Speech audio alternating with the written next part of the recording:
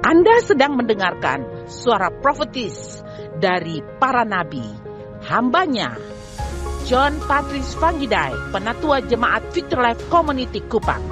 Dengarkanlah dan lakukanlah perintah Tuhan melalui para nabi, maka engkau akan berhasil. Selamat mendengarkan. Umat Tuhan, kita masih sedang berbicara tentang umat yang bergerak bersama Tuhan. Pada bagian yang ke-6 hari ini, saya sedang berbicara tentang memahami waktu Tuhan pada bagian yang kedua. Dan mari kita, umat Tuhan, mengenal istilah dalam penyebutan waktu.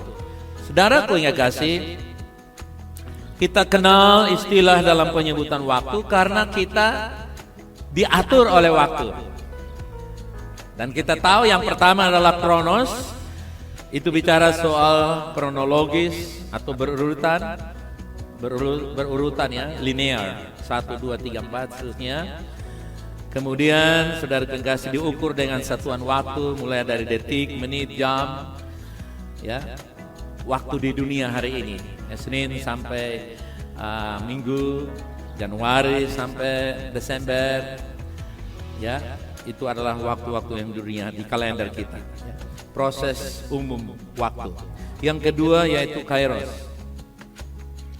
Kairos adalah waktu di mana waktu yang ditentukan, waktu yang tepat, janji ilahi, waktu yang tepat atau waktu kritis, waktu yang genting, waktu yang strategis, atau saudara yang kasih keabadian waktu, ya, di mana saudara yang kasih kita melihat kita berada dalam sebuah tujuan yang Tuhan tetapkan bagi kita di bumi ini, tepat pada kairos, dari kronos menjadi kairos. Kemudian ada yang kita sebut neos. Coba katakan neos. Neos adalah baru, yaitu secara numerik baru tetapi tidak berbeda. Sebuah duplikasi atau sama, lebih sama, baru dalam jumlah, ya. Mobil keluaran 2020 dengan jumlah sekian ribu, baru tapi jumlahnya banyak. Kemudian ada yang kita sebut, saudara kasih, tadi neos, yang sekarang kainos. Coba katakan kainos. Baru juga secara numerik atau jumlah itu baru tetapi juga baru dalam kualitas, ya. Mobil-mobil yang baru sekarang berbeda dengan mobil yang baru 10 tahun yang lalu, ya. Motor pun demikian, ya. Sekarang tidak lagi pakai kunci kontak tapi mereka pakai remote control. Betul? Itu kainos, barang baru, belum pernah terjadi sebelumnya. Nah, saudara mesti tahu ini karena pasti saudara kekasih kita akan melewati. Nah, hari ini saudara kekasih kita bahas yang kelima yaitu plero. Coba katakan plero. Plero atau kepenuhan, the fullness of time. Nah, plero itu to fill artinya mengisi. Mengisi atau membuat penuh, mengisi sampai penuh. Jadi udah datang waktunya kamu diberkati, tapi jangan buru-buru. Amin dulu. Tunggu sampai sepenuhnya Tuhan melepaskan berkat itu. Amin. Sepenuh sampai Tuhan membuat plero. Nanti saya akan jelaskan pada kita semua. Nah, untuk kemudian masih ada di bawah juga, untuk mewujudkan atau penyelesaian atau hasil, ya, matang. Plero itu matang, benar-benar matang. Puas, ya, plero. Nah, setiap orang akan melewati, tak terhindar, dari alami setiap jenis waktu-waktu yang ada dalam setiap area kehidupan kita. Anda tak terhindar, kita tak terhindar. Secara natural dan supernatural, setiap orang akan berjumpa dengan momen waktu-waktu ini. Contoh, waktu natural. Waktu natural yaitu kita menjadi tua dalam konteks wajah kita berubah. Ya toh? Tua dalam konteks menjadi matang, dewasa. Tua dalam konteks lanjut usia. Terbatas dalam banyak hal. Saya ini 10 tahun, nanti kalau cucu saya di Australia sudah besar, saya mau pergi, sudah tidak bisa beres. Sekarang ini turun dari mimbar langsung pergi. Masih 60, kalau 70 seperti Oma Is nggak bisa. Biar bawa uang di karung, tidak. Oma mesti ke Jakarta, dites semua kesehatan, baru Oma bisa ke Australia. Ada batasan. Nah, saya lagi siap-siap 10 tahun kemudian, saya sudah bakonco dengan Oma Is. Kalau mau ke Australia, sama-sama dulu ke Jakarta untuk periksa kasih, karena sudah 70 ke atas. Saudara tidak bisa tarik itu mundur. Itu secara natural, harus, nggak bisa tidak. Ya, kita menjadi tua secara umur, banyak hal yang terbatas. Kemudian kita baru sadar dalam keadaan terbatas dan baru mau melakukan hal-hal yang tidak terbatas. Nggak bisa.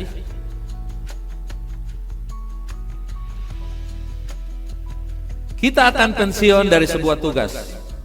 Kita mungkin akan alami keterbatasan dalam fisik, atau dalam kesehatan, atau keuangan, atau pengaruh, dan sebagainya, dan sebagainya. Secara supernatural, misalnya, tahu-tahu saudara pengasih, ada tawaran kepada kita yang bujang-bujang. Aku mau menikahi kamu. Tahu seperti ketimpa durian. Pang! Tapi karena kita nggak siap, kita sudah lewat, nggak mau. Dan ketika di Facebook kita buka 5 tahun kemudian, orang yang tawarin kita nikah itu udah gandong anak dengan perempuan lain atau dengan laki-laki lain, kita berpikir, coba kalau kita mau dulu. Nah, supernatural sudah datang, kita mau natural terus. Naturalnya apa? Dia bukan orang kaya, dia bukan pejabat, dia juga mantan desa. Bukan mantan desa, bukan mantan desa, bukan kepala desa. Akibatnya apa? Supernatural itu udah datang.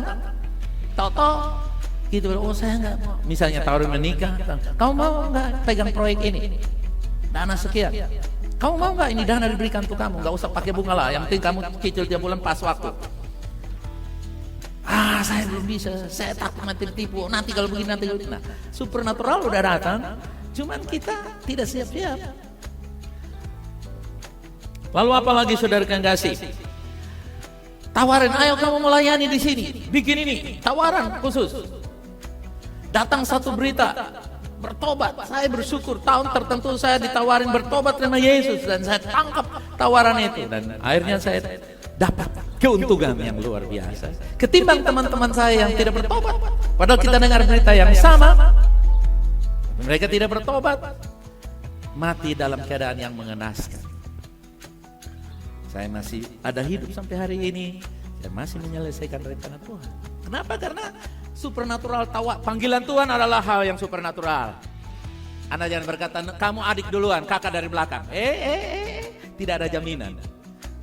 Gak ada jaminan bilang adik duluan kakak dari belakang, gak ada. Supernatural datang dari kemurahan Allah. Begitu datang lebih baik tangkap. Nah, apalagi saudara kasih dalam bisnis, tahu-tahu disuruh bikin ini tertentu.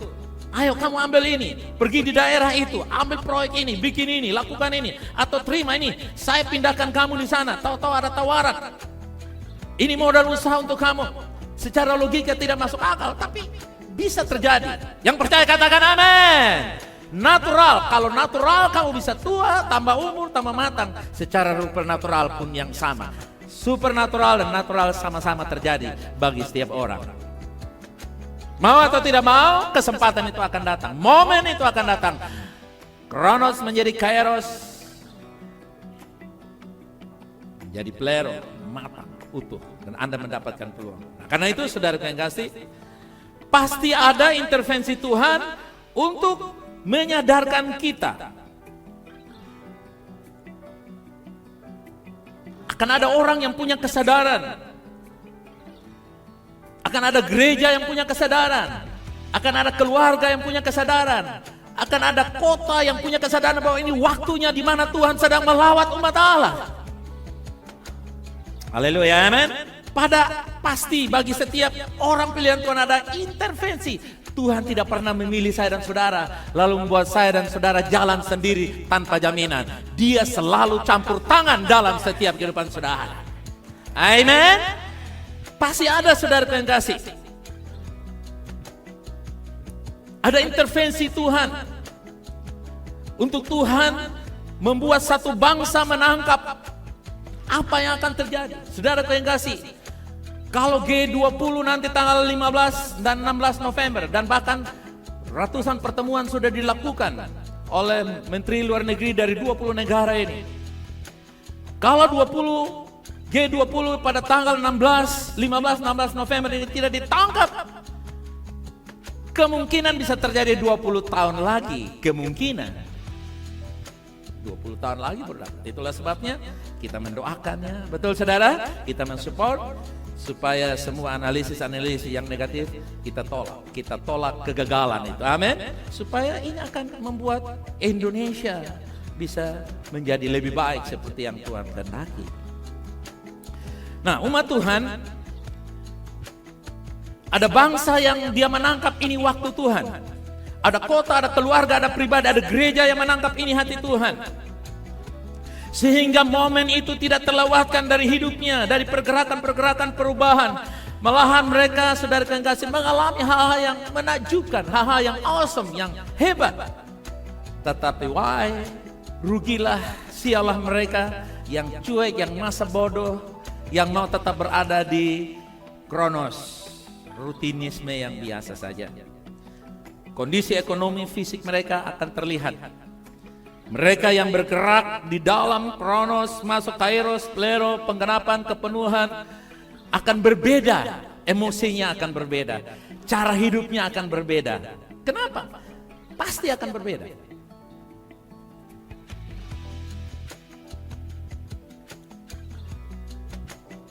Kemarin saya ketemu satu teman lama dari Omais, dia bilang, John, Nelson, ini satu saya datang bawa dia ke Australia. Dia house assistant. Dia hanya pembantu di dalam rumah. Tapi begitu saya perkenalkan dia dengan satu orang itu menikah dengan dia. Sekarang ketemu dua sama reng. Saya nyonya rumah, dia nyonya rumah. Artinya saya punya rumah sendiri, dia juga punya rumah sendiri. Kenapa? Karena kairos itu datang membuat statusmu berubah. Dari yang berhutang menjadi beri pinjaman. Dari yang penyakit menjadi sehat. Dari yang gagal menjadi sukses. Dari yang terpuruk menjadi yang terbaik. Pasti ada intervensi Tuhan. Katakan intervensi dalam hidup saya Tuhan. Katakan. Yes. Intervensi Tuhan dalam PLK. Amin. Supaya kondisi-kondisi itu akan terlihat. Dan saudara nanti akan lihat. Di dalam keluarga, dalam satu kota, dalam satu bangsa, satu gereja, di mana kalau mereka respon terhadap intervensi Tuhan, goyangan mereka itu lain. Betul ya? Saudara mengerti prinsip ini? Goyangan itu lain. Cara makan lain, cara pakai lain, cara bicara, cara doa pun lain. Yang tidak dilakukan oleh Tuhan agamawi terus, tapi yang dengan Tuhan, Tuhan terima kasih untuk berkat ini, saya menikmati bersama Engkau. Amen. Wow. Lain. Contoh, saudara tahu Saulus, kemudian hari dia diberi nama menjadi Rasul Paulus. Dia menerima lawatan Tuhan supernatural di gerbang Damaskus. Ketika Tuhan menyatakan diri kepada Saulus, dia dalam kondisi yang hebat secara dunia. Dia pegang rekomendasi untuk membunuh semua orang penganut jalan Tuhan.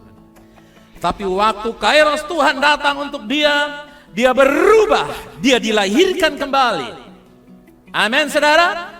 Tapi setelah dia mengalami kairos, perjumpaan dengan Tuhan, dia mengalami yang namanya plero. Dia diasingkan 12 sampai 13 tahun. Di sana dia belajar dari nol lagi. Dia lewati rutinisme, kronos. Jadi kairos dan kronos itu selalu berulang-ulang dalam setiap area-area kehidupan tertentu. akan datang terus. 13 tahun kemudian dia datang di Yerusalem, diperkenalkan lagi, baru dia diterima. Saudara lihat, ada Kairos, tapi juga kembali kepada Kronos, ada Kairos, sampai dia plero, dia menjadi matang, menjadi rasul. Jadi ketika waktunya tepat, dia 13 tahun, dia datang, Tuhan menyatakan bahwa Paulus harus dipisahkan untuk pekerjaan Tuhan. Di dalam Kisah Rasul pasal 13, khususkanlah Paulus dan Barnabas. Jadi waktu Kronos ini menjadi waktu Kairos ketika Tuhan melepaskan Paulus ke dalam kepenuhan pelayanannya. Oke? Kita akan lewati di mana rutin yang kelihatannya percuma, tapi sebenarnya Kronos seperti putaran detik dari jam itu, atau tetesan air yang turun tik tik tik ke dalam tempat penampungan air, itu tidak akan terbuang percuma kalau kita tahu bahwa ini adalah proses pelatihan Tuhan, persiapan yang Tuhan sedang kerjakan kepada saya, bagi saya, yang nantinya berangsur-angsur gesekan atau geseran itu dari Kronos masuk bergeser. Coba katakan bergeser. Datang kepada Kairos, di mana duniamu dan duniaku tidak pernah sama lagi. Akan berubah. Begitu Kairos datang, situasi akan berubah. Dan mereka yang tahu itu, mereka tidak akan pernah mengeluh, mempersalahkan ini dan itu, komplain, bersungut-sungut. Mereka hanya melewati, enjoy kayak Kronos itu. Amin saudara, karena rutinisme yang membahagiakan.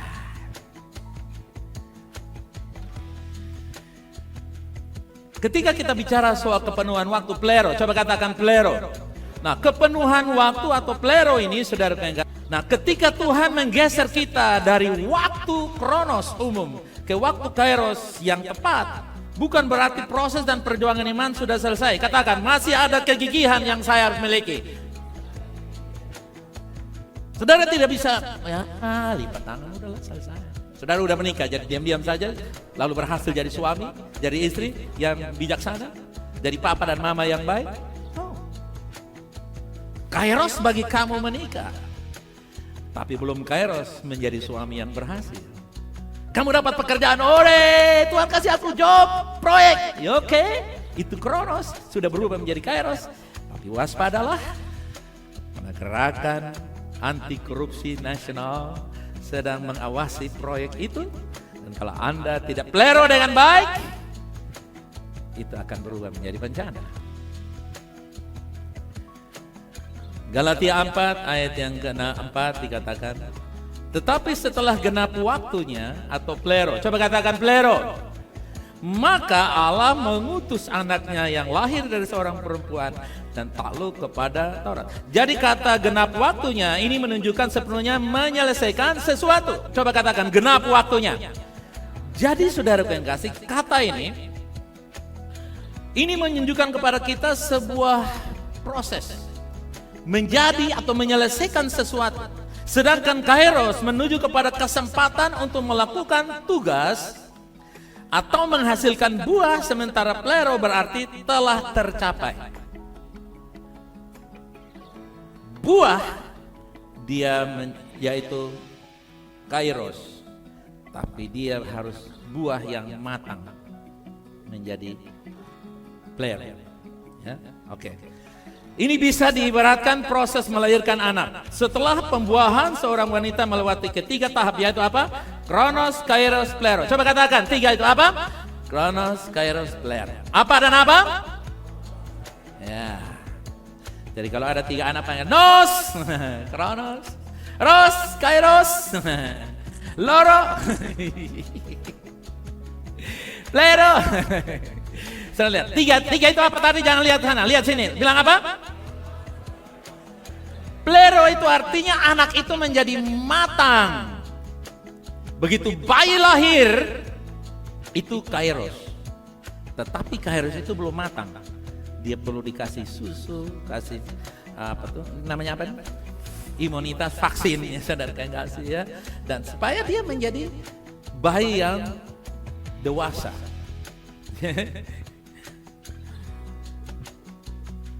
Jadi kemudian saudara lihat kita pindah dari tahap kairos, persalinan, melahirkan, lalu mencapai kepunahan plero. Tapi saudara kasih, plero itu sudah dekat, asal kita kasih makan yang baik. Oke. Nah, kemudian ada hal yang lain yang saya baca, ini tulisan bagus. Melahirkan sesuatu yang baru, pergerakan ilahi ibarat perempuan melahirkan. Ketika akan lahirkan pergerakan ilahi dan capai suatu kesuksesan atau keberkatan, akan ada apa saudara? Kesulitan dan berbahaya.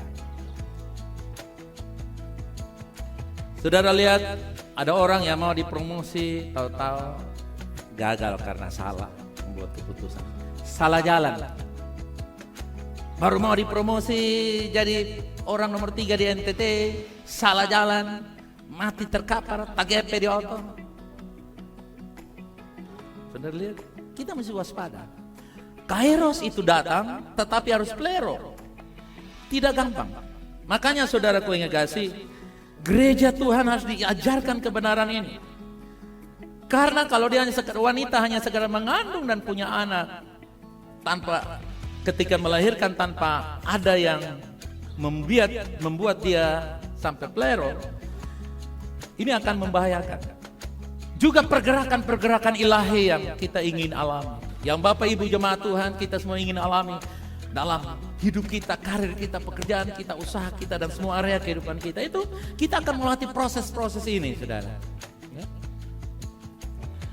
Ini seringkali merupakan waktu yang berbahaya dan genting. Ada kekecewaan bisa muncul, kelelahan, kebingungan, atau masalah lainnya dapat muncul dalam kehidupan kita.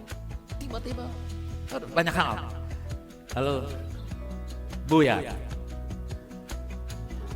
Kita tidak lagi melakukan. Ada banyak hal.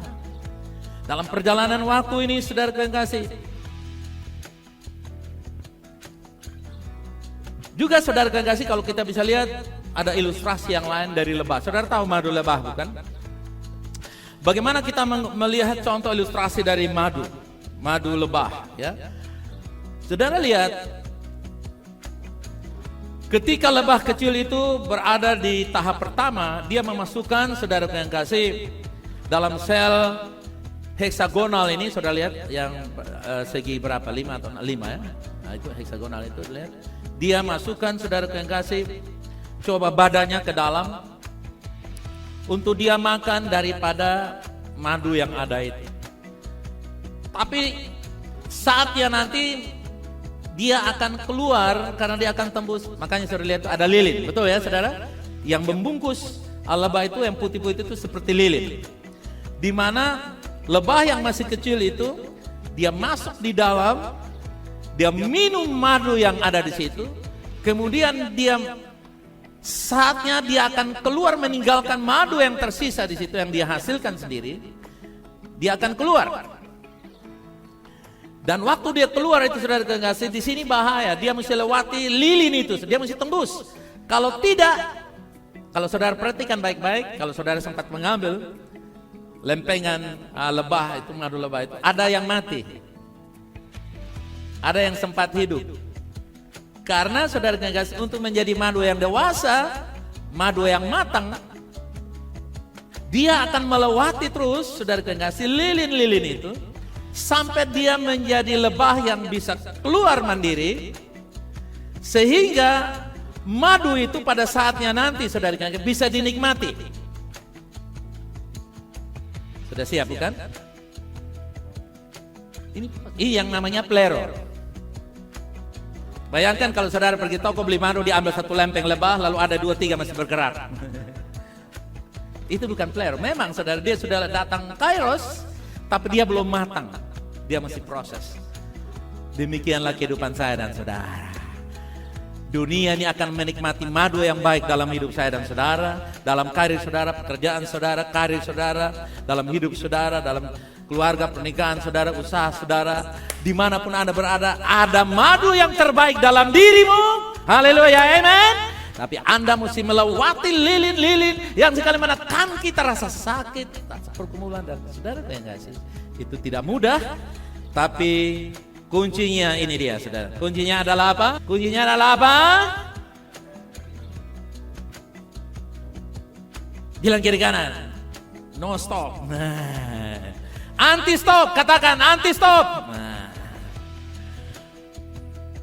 Tidak ada istilah berhenti. Kadang-kadang dalam perjalanan melakukan pekerjaan Tuhan, menjawab panggilan Tuhan ini, saudara kan ada banyak hal yang seringkali membuat kita bisa kecewa, kita bisa sakit hati, kita bisa jengkel dan marah. Kemarin waktu saya ikut konferensi misi, saya berjumpa dengan beberapa orang. Bahkan Pastor Margaret tanya kepada saya, bagaimana pemimpin-pemimpin kamu ada yang mundur juga, John ya? Saya bilang, begitulah kira-kira. Orang-orang yang diandalkan oleh pastor 25 tahun hilang begitu saja. Nah, mereka datang lipat dari tangan, dari belakang begini. Tapi satu pembicara dia bilang bagus. Dalam menyelesaikan rencana Allah, Anda harus siap ditinggalkan oleh orang yang kamu percayai. Saya datang di satu gereja, saudara kasih. Khotbah diajak makan oleh pendetanya. Dia bilang, saya sebutkan nama ini.